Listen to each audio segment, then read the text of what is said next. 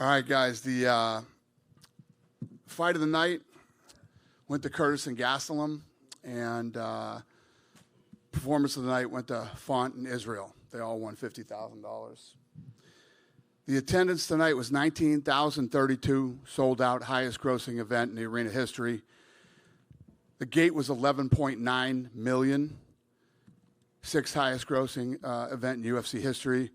And there's a new sheriff in town, ladies and gentlemen. It beat MSG's last gate. Miami beat Madison Square Garden. Last gate there was 11.5, and it was the same fight. So, unbelievable. When you think that last time we came here, we did a gate of 446,000, and now we just beat Madison Square Garden. So, I've been saying this all week. Miami is like, Miami reminds me of LA 10 years ago. This place is booming. I'm sure you felt it when I'm sure a lot of you are from here, but those of you that aren't, I mean, every restaurant is packed till midnight, 1 in the morning, people out in the streets. It's just like, this place is as cool and as hot and as incredible as ever. It was a really, I'm glad we came here. It was a cool experience. John Morgan. I was going to say, so when you said at the press conference, hey, we'll be coming back, I mean, do you think this is like an annual type destination for you now? Yeah, we're in. We're coming to Miami. This place is such a different place than the last time I was here. Obviously, I'm assuming a lot of this was built up, during COVID and all the stuff that went on here. It's just this place is at a whole nother level. It's incredible. A lot to talk about with the featured fights, but I just want to ask you real quick about Chase Sherman. Do you have an update on his condition or exactly what happened there? No. Okay, fair enough. He got sick. He was sapping a couple times, and I think he ate something bad, is from what I heard. Don't quote me though, because I don't know for sure. Right, fair enough. Obviously, amazing result in the main event. Israel Adesanya champion again. Thrilling second round, especially. I mean, just tension. I guess talk about the fight overall, what you thought, and that win. Yeah, I mean, it was an absolute war. Israel Adesanya, I was saying this coming into this fight. I mean, this guy never turns down a fight. When it came time to fight Pereira, he was ready. Let's do it. I want to fight 3 times. I only want to fight the best. He lost. He was ready for an immediate rematch. I mean, this kid is and people were asking, in interviews leading up to this fight, do you think he's messed up mentally and do you think he's in his head? And I did not think that, because listen, a lot of these guys, a lot of shit is talked in public, like, oh, I want this fight, and then behind the scenes, it's a whole nother ball game.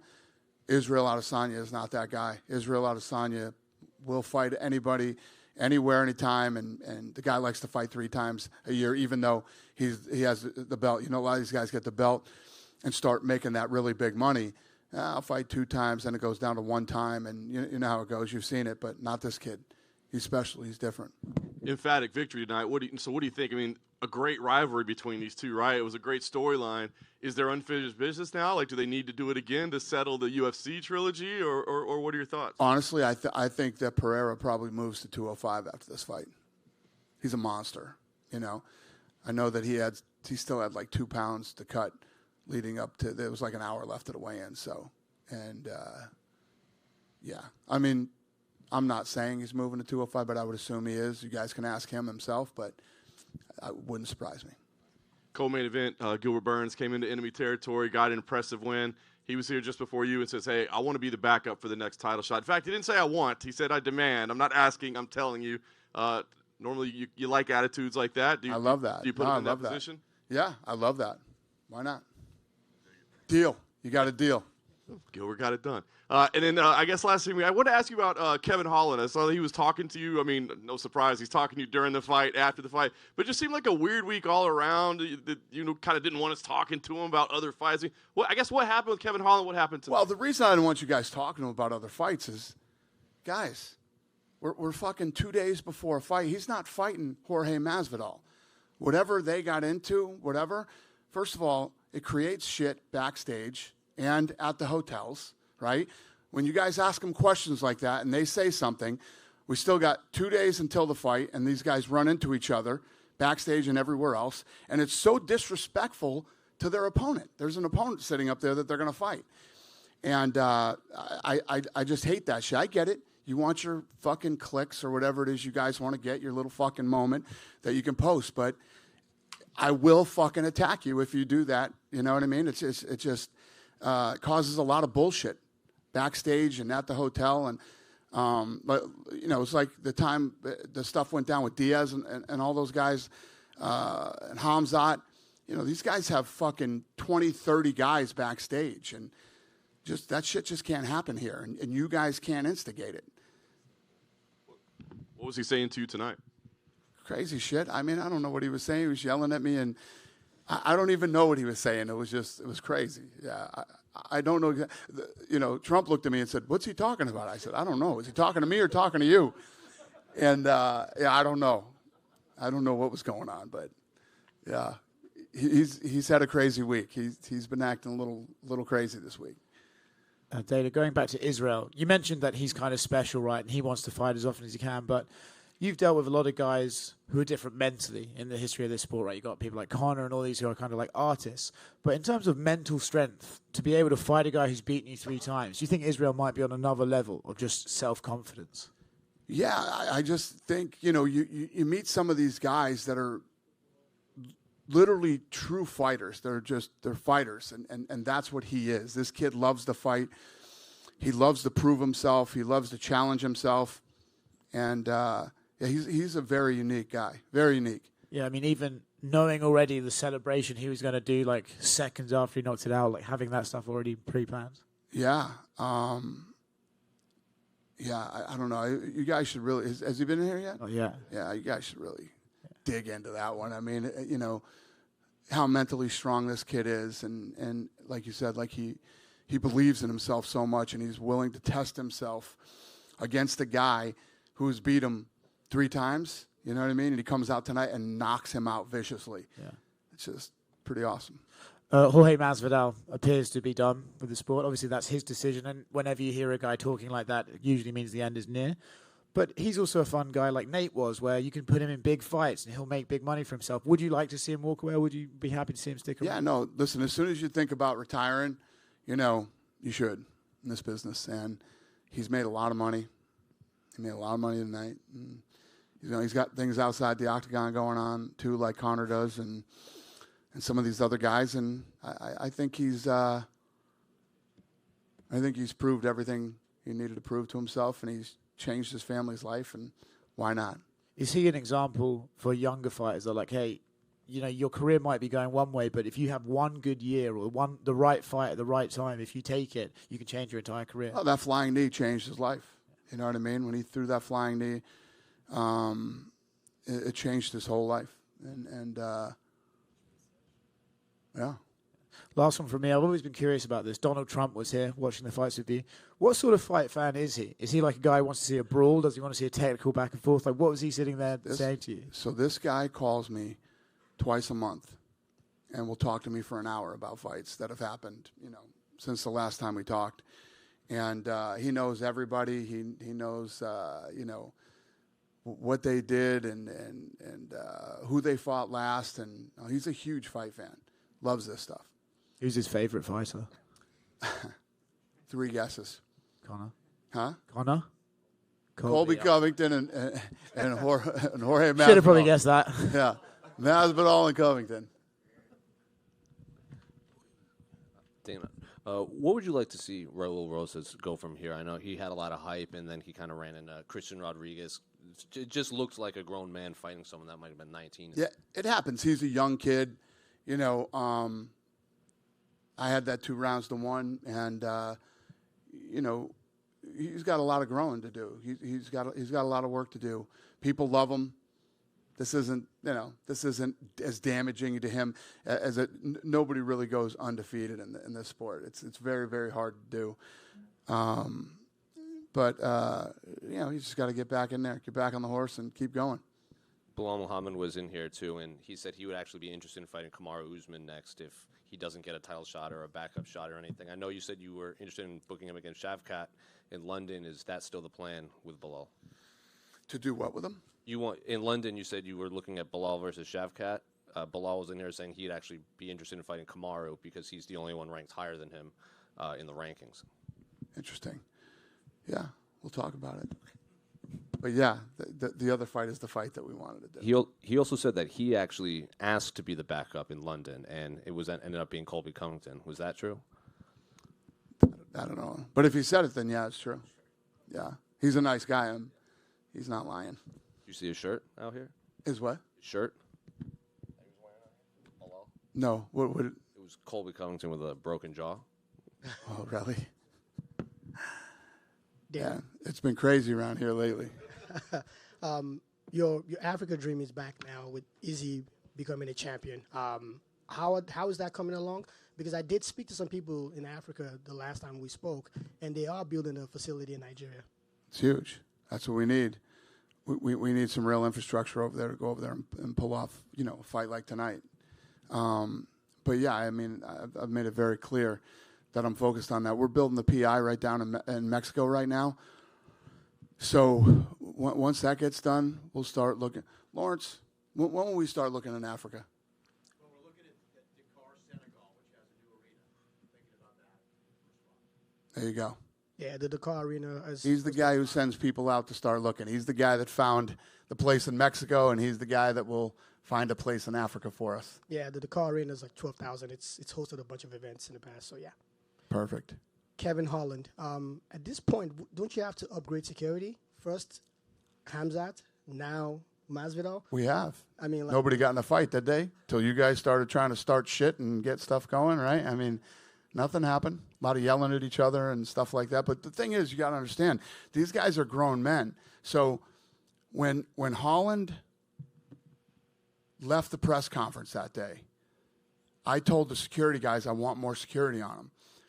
And they told him when he got off the stage, you know what he did? He ran out the back and left by himself because he doesn't want security. These are grown men, and we can do as much as we can do. Yeah. Last one from me. Africa has had 3 champions in the past. Now we have one back. What's the next thing for Kamaru Usman? I know he probably has to work his way back to the top again. What's like the next thing you might have for him? Yeah, I don't know yet. I don't know yet for Kamaru, but we'll get him figured out soon. Dana back here. Thank you. Yeah. Dana over here. Yep. Oh, how you doing? Congratulations on another great night. Thank so you. With the success of the Miami card and New York card, do you look at your people? Do you talk at your people? Say, hey, we got to open up our calendar a little bit more and come back to Miami more, come back to the New York market more. Like, what's this an indication of? Well, I don't think I need to tell anybody at the office that we need to come back to Miami. I think everybody, first of all, it's just such a great place to come. I'm sure those of you that came in town this week had a blast like I did. And, like I say, 10 years ago, L.A. was the greatest city in the world. And I look at Miami now like L.A. was. This place is booming, man. This is a really cool city. Tons of great restaurants, hotels, et cetera, et cetera. And like I said, when I opened this thing, there's a new sheriff in town now, man. I mean, this thing was looking like it was going to be right behind MSG in Vegas. It beat MSG. So we definitely made the right decision, and now we'll figure out when to bring it down here again. Cool. One more question. So I actually wanted to talk about the Endeavor deal with the WWE. Anytime you can get Vince McMahon and Dana White on the same depth card, that's 1992 Dream Team type stuff. So what's your thoughts about the deal, and what are your thoughts about WWE and UFC congraining this sports and entertainment conglomerate? Yeah, I like the deal. I'm very supportive of it. I knew that they were working on it a long time ago. And Ari's super respectful like that. Ari wanted to make sure that everybody was good with this before we move forward with it. And I think that Ari is going to bring a lot of value. That doesn't change anything around here. There's we had Brock come over here. We had Ronda go over there. That's all. If that's ever possible, if guys leave here and they love wrestling and they're good enough to do it, before this deal, we would have been good with that. But what's going to happen now is Ari's going to add a ton of value to WWE, whether it's sponsorship, licensing, and a lot of other things that he can do when he touches the business. And these two, the UFC and WWE, will become their own stock. We'll have our own ticket. They're talking about, I don't know how much I can talk about this. I should shut the fuck up, actually. Yeah, my lawyer is shaking his head, yes. Yeah, we're really happy about this deal, and we're looking forward to it. One more, actually.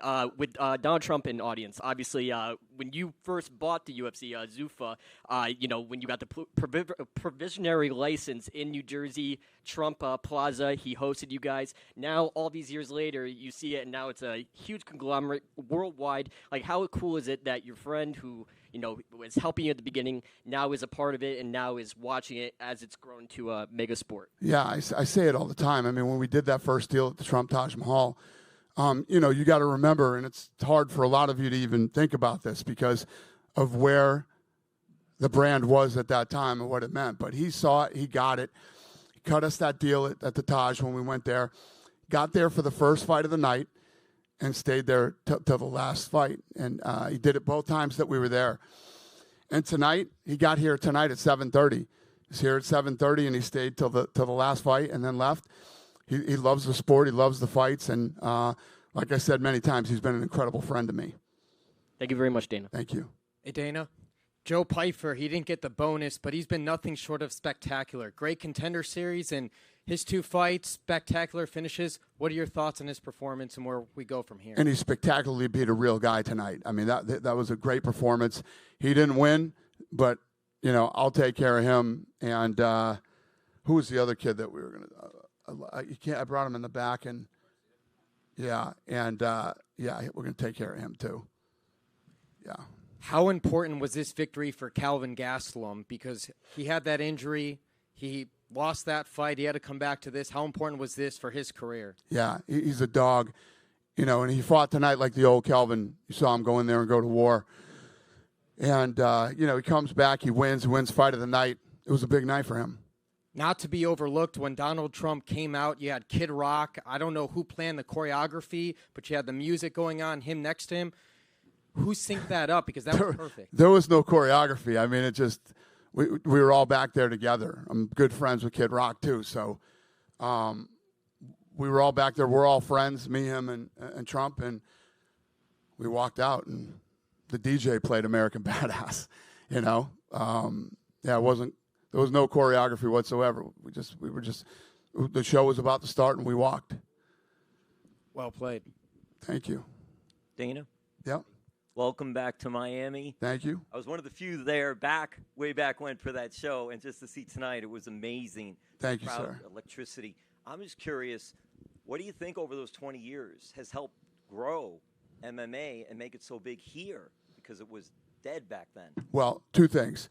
Well, it wasn't dead. That was we were just growing the sport and the brand at the time, but Miami isn't the same place it was when I came back then either. Like I say, this is a completely different city. This is one of the most powerful cities in America now. It was not what it is that. Like I keep referencing L.A.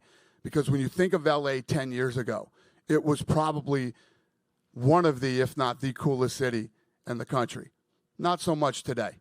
Miami is on a whole nother level, man. This place has boomed. So if you look at the growth of the UFC, the growth of Miami, it was the right time to come here, and we were right.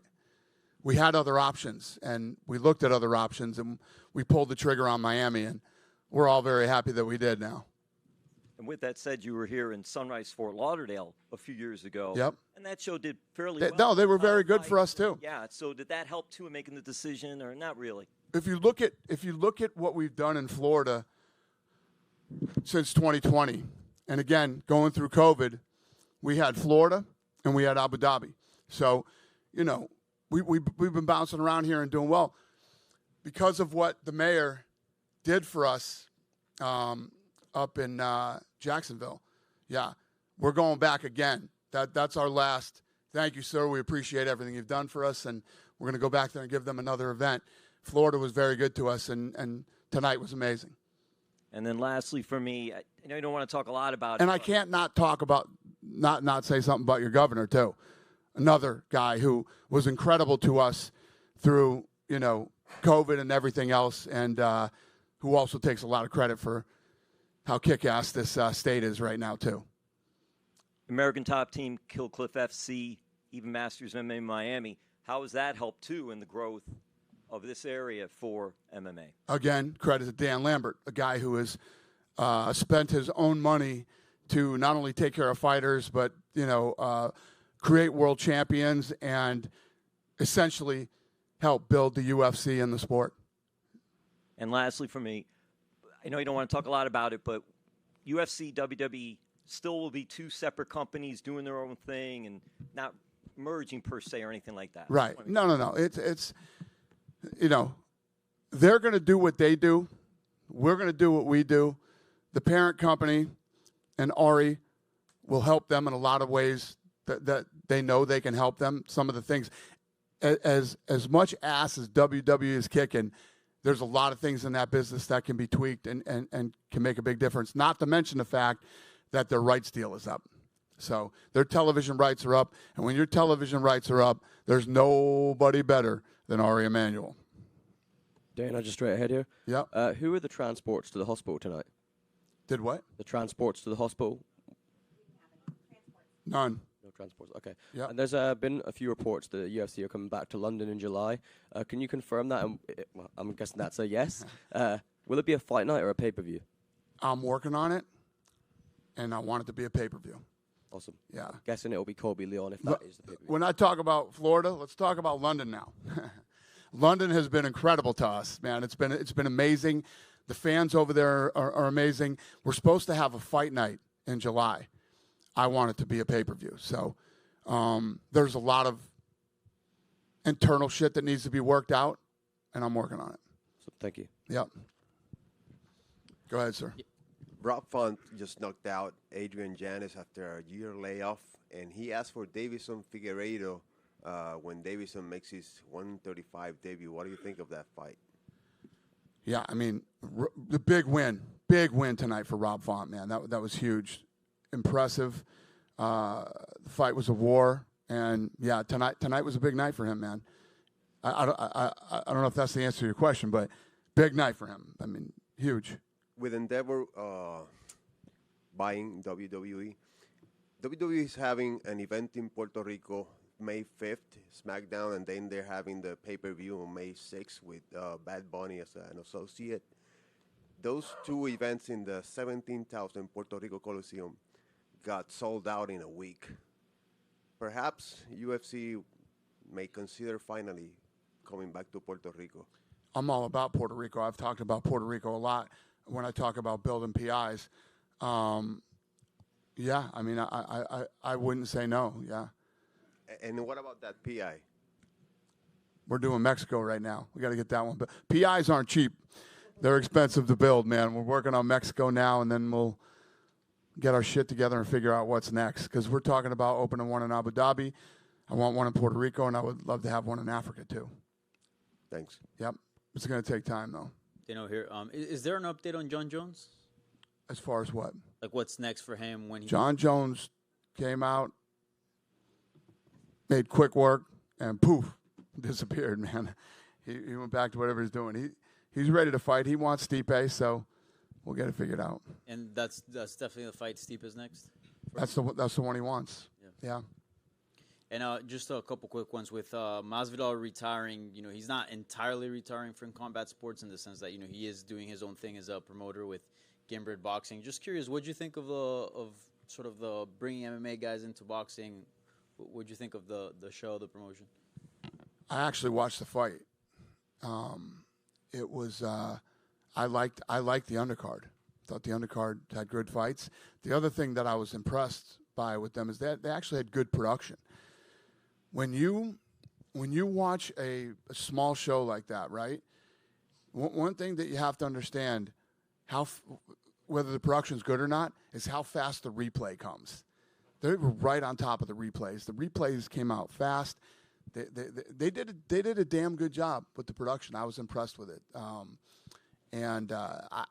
thing that I don't like is 50-year-olds fighting. It's just not my thing, man. So the co-main and the main, but the rest of the card was fun. I mean, Jose Aldo and Jeremy Stevens was an awesome fight. And then the boxing fights, the kid that was undefeated, I think he was Puerto Rican actually, right? Yeah. That kid that he fought didn't just show up for a paycheck. That kid showed up to win. It was a great fight. I liked that fight too. And yeah, I had fun watching the card. I was home Saturday night, didn't do anything, and I watched it. Nice. And I know you a while ago you spoke about having some interest in maybe going down the boxing route. Is that still up in there or no? What does that smile mean? We'll see.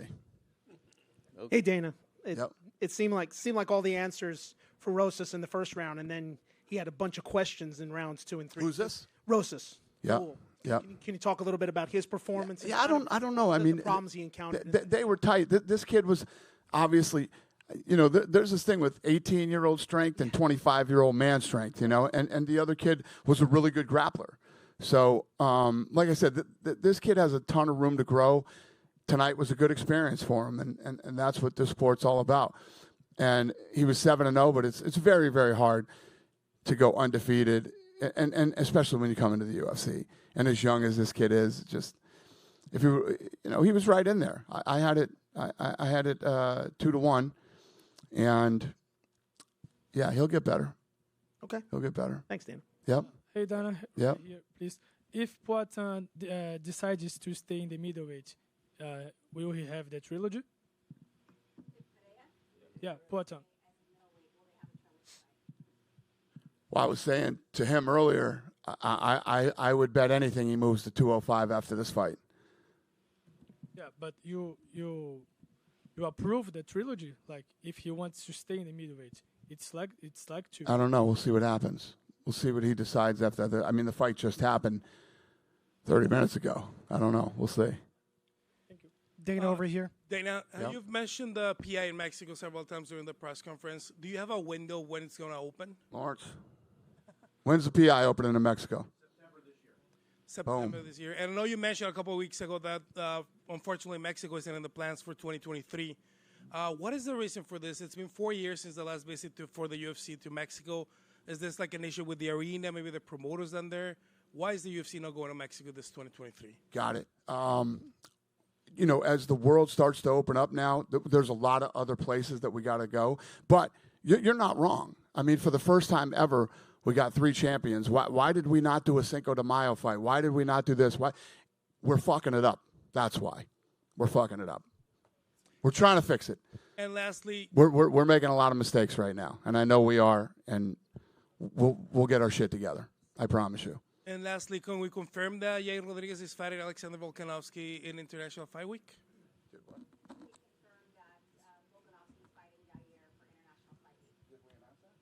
I cannot confirm that, sir. Perfect. Thank you, sir. You're welcome. Hey, Dana. Hey, Dana, right here. Hey. Quick question. You're talking about all these other places. How about Canada? Toronto, Montreal? We're going to Vancouver. Awesome. Any timelines for that, or? Yeah, we're going. Huh? Yeah, June. June? Oh, awesome. Thank you. Dana over Yep. here. Where have you been? We announced that 2 days ago. Are you Canadian?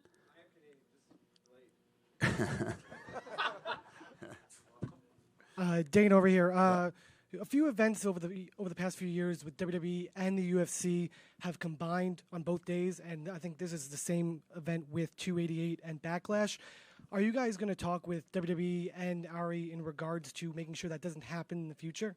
Well, I also think that any time that we ever went on the same night, our fan bases are completely different. You know what I mean? I don't think there's a ton of crossover with the fan base, so it's not like it ever hurt us. Yeah, but maybe we won't. I don't know. I don't know the answer to that question, but I don't think it makes a difference.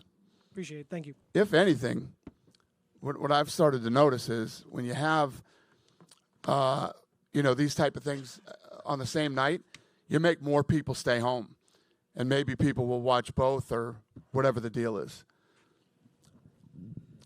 Israel's here. You guys done with me? Go ahead. What do you got for me? Okay. Just one last question, Dana.